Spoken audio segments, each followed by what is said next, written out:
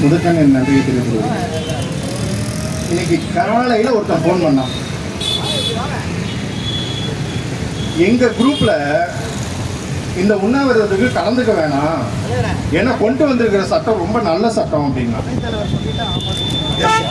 நான் உடனே கேட்டேன், அந்த சட்டத்தோட பேரை முதல்ல சொல்றா, அப்புறம் அது நல்ல சட்டமா இல்லை கெட்ட சட்டமா அதுக்கப்புறம் பேசிக்கலாம் அப்படின்னு. அவனுக்கு அந்த சட்டத்தோட பேரு கூட தெரியல. சத்தியமா சொல்றேன், எனக்கு இது வரைக்கும் தெரியல. கொஞ்ச நேரத்துக்கு முன்னாடி நம்ம பேசின மூத்த வழக்கறிஞர் அவர் சொல்லி தான் அந்த சங்கீதாவை பத்தி எனக்கு தெரியும், அந்த சட்டத்தை பத்தி தெரியும். சங்கீதாங்கிற சட்டத்தை பத்தி தெரியும், அது வரைக்கும் அதை பத்தி எனக்கு தெரியும். அந்த பேர் எனக்கு தெரியாது. மூத்த வழக்கறிஞர் எந்த சங்கீதாவை சொன்னாரோ, பொருட்டி பொருட்டி பிரச்சனைனாரோ அதே சங்கீதாவை தான் நானும் சொல்றேன்.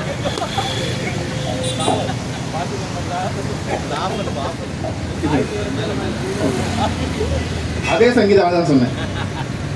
அடுத்தது அவன் கேட்டான், பேர் தானே தப்பு, பேர் தானே பிரச்சனை, வேற இதுல சட்டத்துல என்ன பிரச்சனை அப்படின்னா.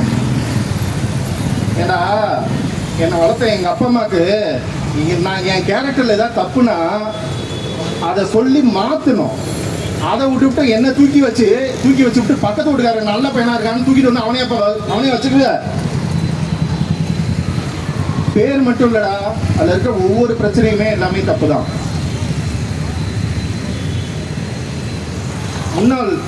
முன்னாள் இணை செயலாளர் சொன்ன மாதிரி ஒரு சில வழக்கறிஞர்கள் வேணும்னே இதுல கலந்துக்காம இருக்காங்க. அவங்களுக்கு நம்ம என்ன நோட்டீஸ் கொடுத்து என்ன காரணத்துக்காக கலந்துக்காம இருக்கீங்க நம்ம கேட்டோம்.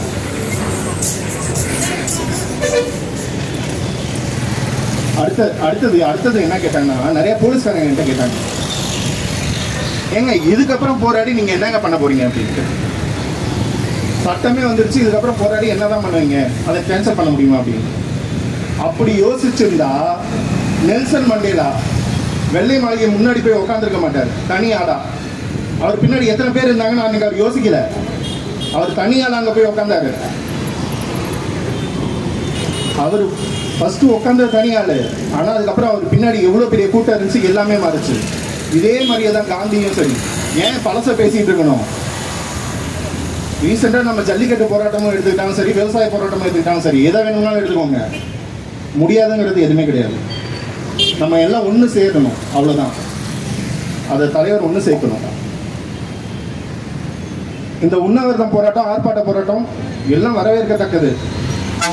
ஆனா அடுத்த நம்ம பேரணியும் போராட்டமும் திருச்சியில் இருக்கக்கூடாது, பாராளுமன்றத்துக்கு முன்னாடி இருக்கணும். அதை தலைவர் முன்னெடுக்கணும். அதுக்கு நாங்கெல்லாம் தோல் கொடுக்க ரெடியா இருக்கோம். நிறைய வாட்டி தலைவருக்கு இந்த ஸ்டேட்டஸ் நான் போட்டிருக்கேன். சொல்லு தலைவா, நீ சொல்லுன்னு சொல்லி இந்த படை வெல்லும் தலைவா.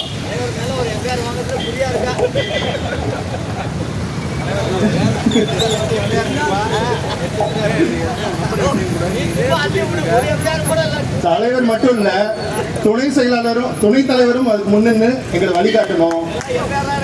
எந்த எஃப்ஐஆர் இருந்தாலும் சரி, எதுவா இருந்தாலும் சரி, வாங்கிறதுக்கு நாங்க தயாரா இருக்கோம். அன்னைக்கு கொடி காத்த குமரன் மாதிரி இன்னைக்கு இந்த ஐபிசியை காத்த குமரன் எங்க பேரும் வரணும். அதுக்கு நீங்க எல்லாம் தான் எங்களுக்கு முன் நின்று வழிகாட்டணும். எந்த போராட்டமா இருந்தாலும் அதை எடுக்க நாங்க தயாரா இருக்கோம். அதை நீங்க எங்களுக்கு வழிகாட்டணும். சொன்ன மாதிரியே அடுத்த போராட்டம் திருச்சியில் இருக்கக்கூடாது, பாராளுமன்றத்துக்கு முன்னாடி நிற்கணும்.